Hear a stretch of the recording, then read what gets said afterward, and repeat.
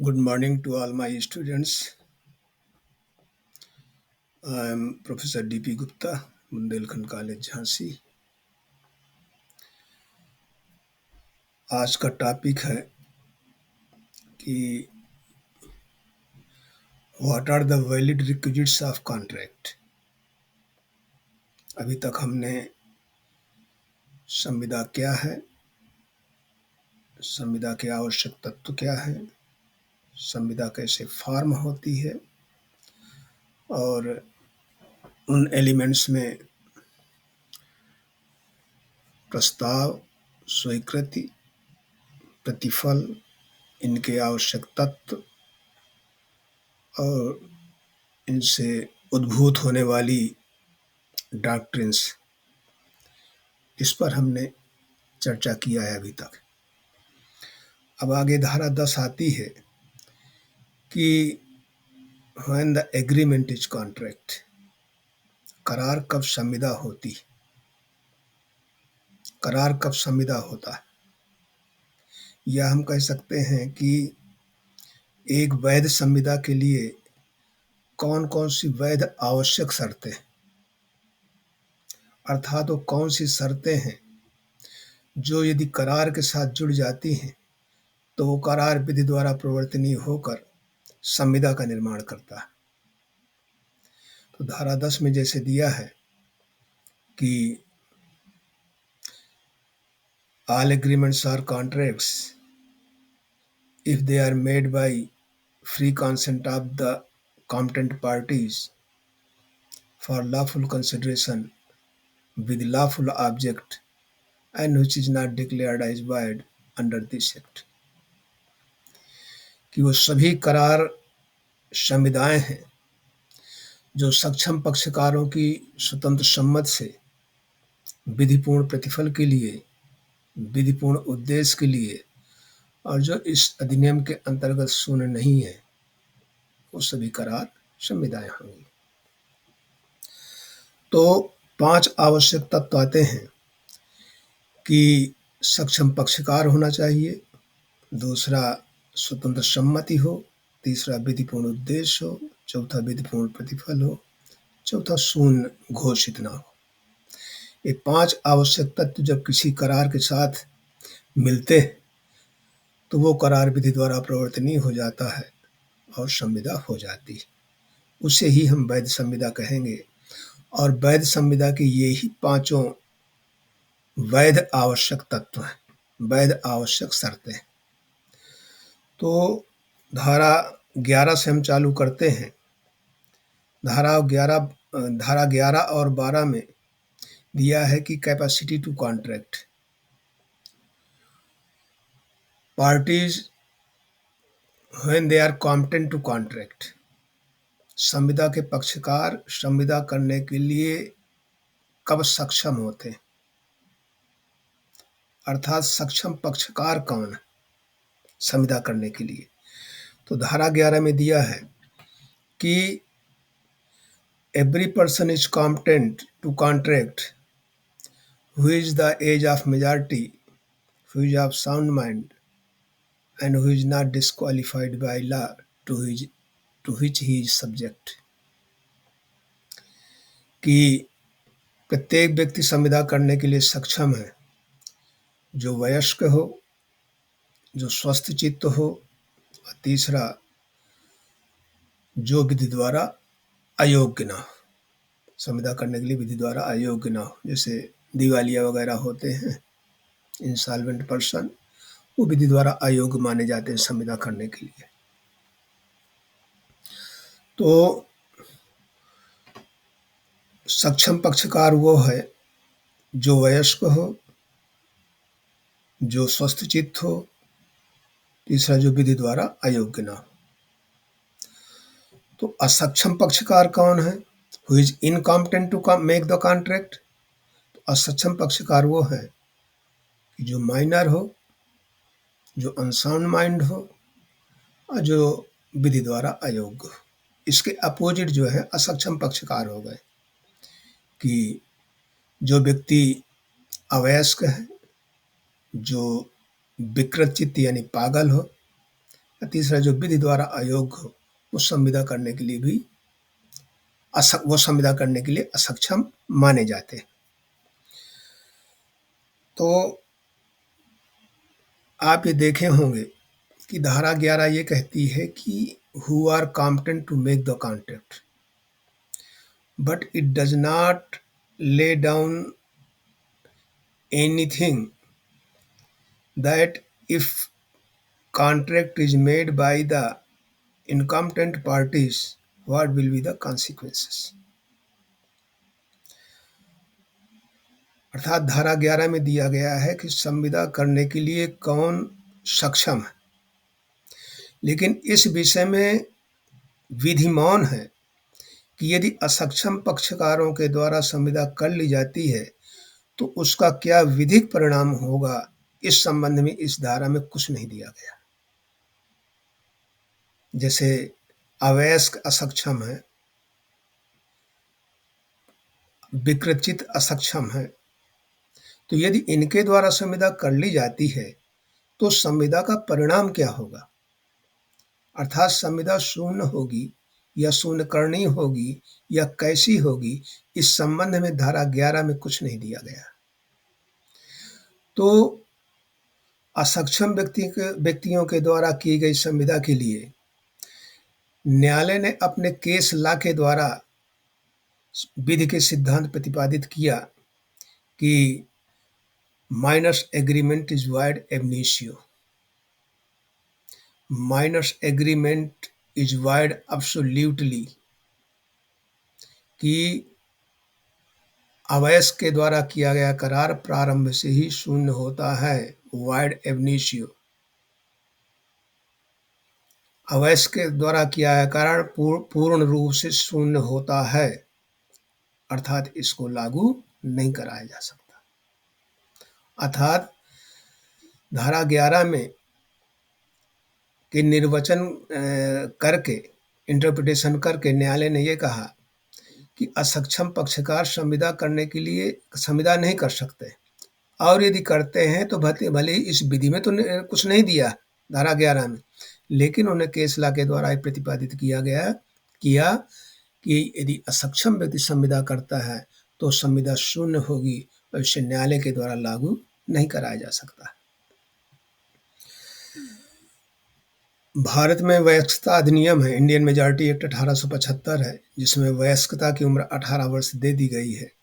और यदि किसी अवयस्क का गार्जियन, अवयस्क का या अवयस्क की प्रॉपर्टी का कोई गार्जियन न्यायालय के द्वारा नियुक्त किया जाता है तो वयस्कता की उम्र 21 वर्ष, ये इंडियन मेजॉरिटी एक्ट की धारा 3 में दिया गया है। अब सबसे बड़ी प्रॉब्लम ये उठती है कि what should be the nature of minus agreement, कि अवयस्क के द्वारा जो करार किया जाता है उसकी प्रकृति क्या। तो इस संबंध में प्रिवी काउंसिल ने 1903 में मोहरी बीबी बनाम धर्मदास घोष में ये सिद्धांत प्रतिपादित किया कि कॉन्ट्रैक्ट इज वाइड और वाइडेबल, ये डिसाइड करना था इस केस में, क्योंकि माइनर के द्वारा एग्रीमेंट किया गया था। तो न्यायालय ने यह कहा कि कॉन्ट्रैक्ट इज वाइड और voidable presupposes the existence of contract and it cannot arise in case of minor as per section 11, hence minor agreement is absolutely void। Lord north ने कहा कि असक्षम व्यक्ति के द्वारा या अवयस्क व्यक्ति के द्वारा की गई संविदा शून्य होगी या शून्य करनी होगी।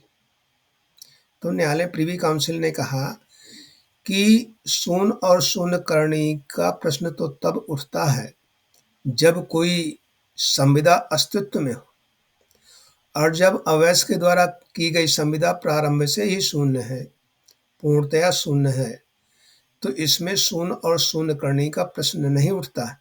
अतः ये सिद्धांत प्रतिपादित किया गया कि minor's agreement is void ab initio एविनिशियो लैटिन वर्ड है जिसका अर्थ होता है प्रारंभ से ही, कि अवैस के द्वारा किया गया करार प्रारंभ से ही शून्य होता है।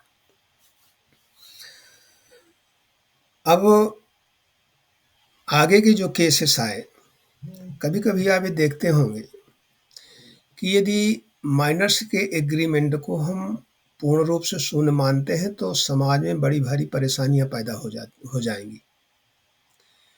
जैसे एक अवयस्क यानी बालक जो है या बालिका दुकान में जाते हैं कुछ लेने, स्कूल जाते हैं, फीस भरते हैं, ऑटो रिक्शा करते हैं, साइकिल किराए में लेते हैं, सिनेमा जाते हैं। यदि इनके द्वारा किए गए करार सभी शून्य ही माने जाएंगे तो दूसरी जो पार्टी है इनसे करार करने में गुरेज करेगा, इन्हें कोई न तो सामान देगा और ना ही सिनेमा आदि में उसे घुसने देगा। ये समस्याएं। तो प्रिवी काउंसिल ने मोहरी बीवी में जो 1903 में जजमेंट दिया था, इसको थोड़ा बहुत उन्होंने मॉडिफाई किया 1948 में। 1948 में जो केस आया, Srikakulam Subramanyam versus Korra Subbarao, Madras High Court का था, जिसकी अपील प्रिवी काउंसिल में आई थी। तो privy council modified his earlier decision if it was not made through guardian it would have been void.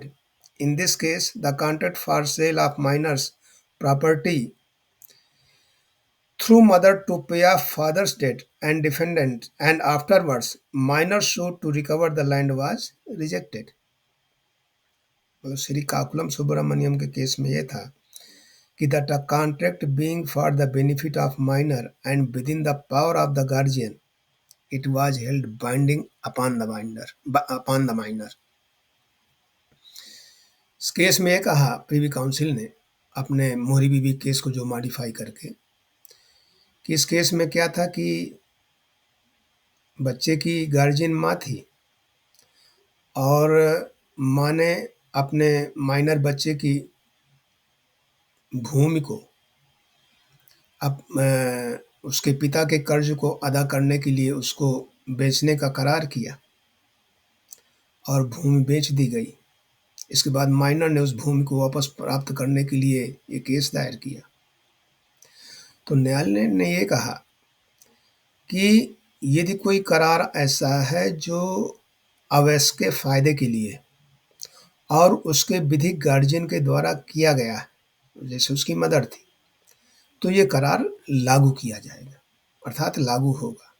Means if the contract is beneficial to the minor and it is made through the lawful guardian of the minor then this contract shall be enforceable. इतना उन्होंने modify किया इस case में। जो case मोहरी बीवी का है, बाकी चीज़ें मैं डिस्कस करने के पहले एक चीज़ इसमें ये बताना चाहता हूँ कि सबसे पहले मोहरी बीवी के केस को फैक्ट और डिफेंसेस देखी जाएं जो माइनर्स एग्रीमेंट का आधार है। मोहरी बीवी का केस 1903 में डिसाइड किया गया था प्रिवी काउंसिल के द्वारा और आज भी इसकी नज़ीर न्यायालय में दी जाती है, जो इसमें विधि के सिद्धांत प्रतिपादित किए गए थे।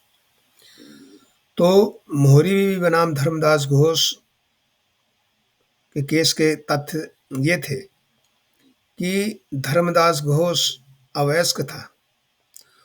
उसने अपने कुछ मकान और जमीन को गिरवी किया ब्रह्मदत्त के पास, जो मोहरी बीवी के पति रहे होंगे, बाद में वो मर गए थे इसलिए मोहरी बीवी पक्षकार बनी थी। उसे गिरवी बंधक किया 20,000 रुपये की टोटल मनी पर, 20,000 की मनी पर जो है उसने बंधक किया अपनी जमीन। 10,500 रुपये एडवांस जो हैं धर्मदास घोष को अदा कर दिए गए। जब ये इस पर विचार चल रहा था तो मोहरी बीवी का जो अटॉर्नी था, एजेंट था, उसको ये पता चला कि धर्मदास घोष अभी भी अवयस्क है, जबकि उसने कहा था कि मैं वयस्क हूँ, मेजर हो गया हूँ, लेकिन उसे पता चला कि अभी भी अवयस्क है और 10,500 रुपये उसे एडवांस मिल गया। फिर भी मॉर्गेज की संविदा पूरी हुई, 10,500 रुपये धर्मदास घोष पा गया और इसके बाद न्यायालय में उसने केस दायर किया धर्मदास घोष ने। ही stated that I am of under as, hence the agreement of mortgage of my land should be cancelled. ये धर्मदास घोष ने केस दायर किया कि मैं अभी अवयस्क हूँ, अतः संपत्ति के बंधक का जो मैंने ये संविदा की है इसको निरस्त कर देनी चाहिए। ये कोर्ट में जो उसने दायर किया। मोहरी बीबी के पक्ष का ये कहना था कि यदि ये अवयस्क है तो इसको उपचार तो प्रदान किया जाए, लेकिन हमारे 10,500 रुपये लौटाने का भी उपचार दिया जाए। Means the minor should be granted relief subject to the return of 10,500 to मोहरी बीबी, कि हमारे 10,500 रुपये मिल जाएं, इस शर्त के तहत इस संविदा को निरस्त किया जा सकता है। ये बात उसने अपने पक्ष में कही। ये केस चलते चलते प्रीवी काउंसिल में पहुंचा, अपील होते होते, और कलकत्ता पहले ट्रायल कोर्ट, फिर कलकत्ता हाई कोर्ट, इसके बाद प्रीवी काउंसिल। प्रीवी काउंसिल के समक्ष 4 आधारों पर मोहरी बीबी के वकील ने अपना बचाव किया। जो डिफेंसेस थी वो 4 आधारों पर उसने की। पहला आधार ये था कि मोहरी बीबी के वकील ने ये कहा कि भारतीय संविदा अधिनियम की धारा 64 है, जो ये कहती है कि संविदा का यदि कोई पक्षकार शून्यकरणीय संविदा को निरस्त करता है तो उसने इस संविदा से जो भी लाभ प्राप्त किया हो तो उसे इस लाभ को उस पक्षकार को लौटाए जिससे उसने प्राप्त किया।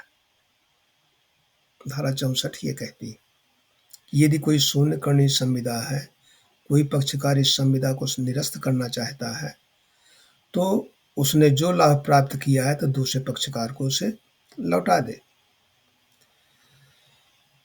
तो प्रीवी काउंसिल ने कहा कि section 64 does not apply in this case, इसमें यह लागू नहीं होती। कारण minors agreement is absolutely void, कारण कि अवैध के द्वारा किया गया करार पूर्ण रूप से शून्य होता है, पूर्णतया शून्य होता है, प्रारंभ से ही शून्य होता है।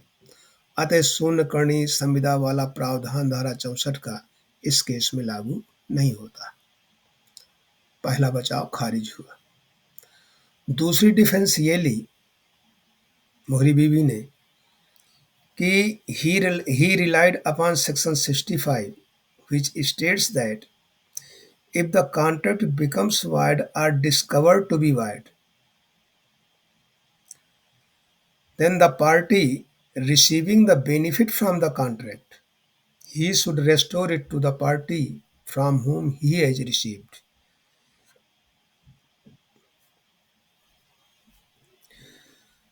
न्यायालय ने कहा कि धारा 65 ये कहती है कि संविदा होने के बाद यदि संविदा शून्य हो जाती है या शून्य पाई जाती है तो जिस पक्षकार ने इस संविदा से कोई लाभ प्राप्त किया है उस लाभ को उस पक्षकार को लौटाए जिससे उसने प्राप्त किया। अतः चूंकि धर्मदास घोष ने हमारे 10,500 रुपये ले रखे हैं एडवांस में, अतः उससे लौटाने के लिए आदेशित किया जाए। प्रीवी काउंसिल ने यह कहा कि section 65 presupposes the existence of contract, but in case of minor there is no contract at all. Hence section 65 cannot be applied. कि धारा 65 तब लागू होती है जब कोई संविदा हुई हो और बाद में वो शून्य हो जाती है, शून्य पाई जाती। लेकिन इस केस में, इस प्रकरण में, चूंकि अवयस्क के द्वारा की गई संविदा है और ये संविदा ही नहीं होती, ये पूर्णतया शून्य होती है, अतः धारा 65 इस केस में हम लागू नहीं कर सकते। तो धारा 65 के आधार पर जो बचाव था वो भी रिजेक्ट हुआ, खारिज हुआ। तीसरा बचाव मोहरी बीबी ने लिया कि he relied upon section 41 of the Specific Relief Act 1877. Now it is Specific Relief Act 1963 and the section is 33, which states that on adjudging cancellation of instruments, the court may require the party to whom such relief is granted to make any compensation to the other if justice requires so.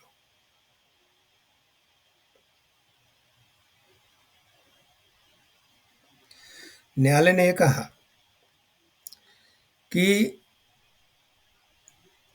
Specific relief act जो उस समय चलता था वो specific relief act 1877 था, जिसकी धारा 41।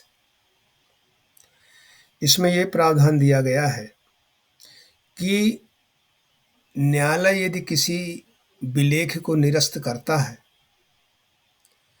तो उसे उस पक्षकार को प्रतिकर देना चाहिए यदि न्याय की ऐसी मांग हो।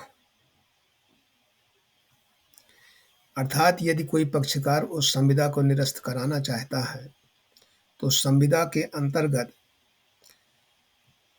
यदि न्याय की ऐसी मांग हो तो न्यायालय को दूसरे पक्षकार को प्रतिकर दिलाना चाहिए। किसके द्वारा? जो निरस्त करा रहा है उसके द्वारा दूसरे पक्षकार को प्रतिकर दिलाए। ये स्पेसिफिक रिलीफ एक्ट की धारा कहती है, धारा 41। न्यायालय ने, प्रिवी काउंसिल ने यह कहा कि this provision is discretionary. This provision gives the discretion to the court. Discretion means either to cancel the instrument, number one, and second is to give the compensation or not. This is the discretion. Means court may give compensation, court may not give. कि प्रतिकर देने के लिए न्यायालय के पास वैवेक अधिकार, विवेकाधिकार प्राप्त है न्यायालय को कि वो चाहे कंपेंसेशन दिलाए या न दिलाए। न्यायालय ने कहा कि इस केस में जस्टिस डज नॉट रिक्वायर्स। इसमें एक बात लिखी है ना कि यदि न्याय की ऐसी मांग हो तो न्यायालय दूसरे पक्षकार को प्रतिकर दिलाए। तो प्रिवी काउंसिल ने कहा कि यहाँ न्याय की ऐसी कोई मांग नहीं। कारण कि the reason of infancy of Dharmadas Ghosh was known to the other party, to the appellant. कि धर्मदास घोष अवयस्क है, इस बात की जानकारी मोहरी बीबी के पक्षकार को थी और इसके बावजूद उन्होंने संविदा किया है। तो अतः यहाँ न्याय की ऐसी कोई मांग नहीं है जो उसे प्रतिकर दिलाया जाए। अतः प्रतिकर दिलाने का भी ये जो आधार है बचाव का, ये भी खारिज हो गया। चौथा बचाव और लास्ट बचाव फिर मोहरी बीबी के पक्षकार ने लिया कि rule of estoppel to be applied against minor as he told to be as of majority, but Privy Council denied so. Mohori Bibi के पक्षकार ने यह कहा कि धर्मदास घोष ने झूठ बोलकर हमसे संविदा किया था कि वो वयस्क है और ये कहकर उसने संविदा की थी। अब वो जब इस केस में कह रहा है, निरस्त करा रहा है इस संविदा को, ये कह रहा है कि वो अवयस्क है, माइनर है। तो एक रूल ऑफ स्टिपल है, एविडेंस में आपने पढ़ा होगा कि once a person has stated something he can not deny it subsequently. यदि किसी व्यक्ति ने कोई कथन किया है तो बाद में वो इस कथन से मुकर नहीं सकता, मना नहीं कर सकता।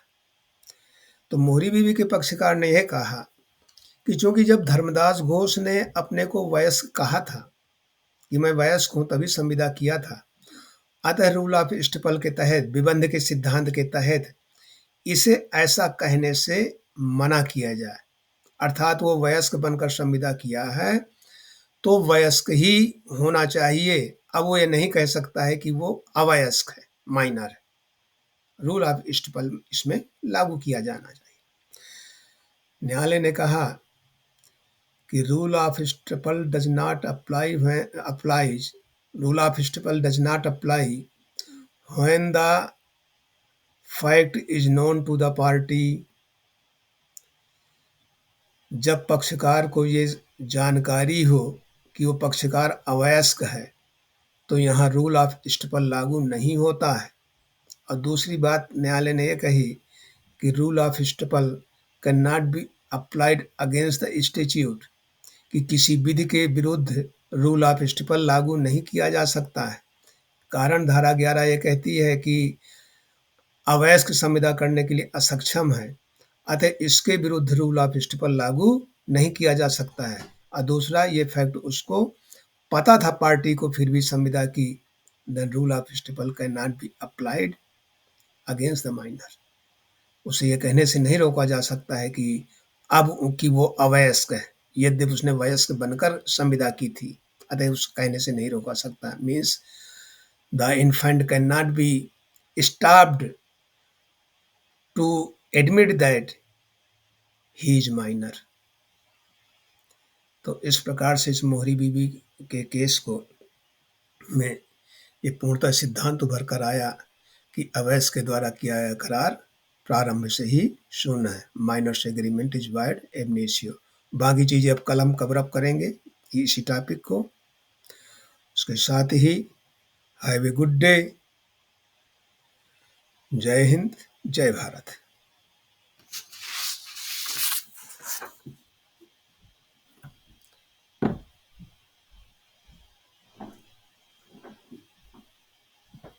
बंद कर।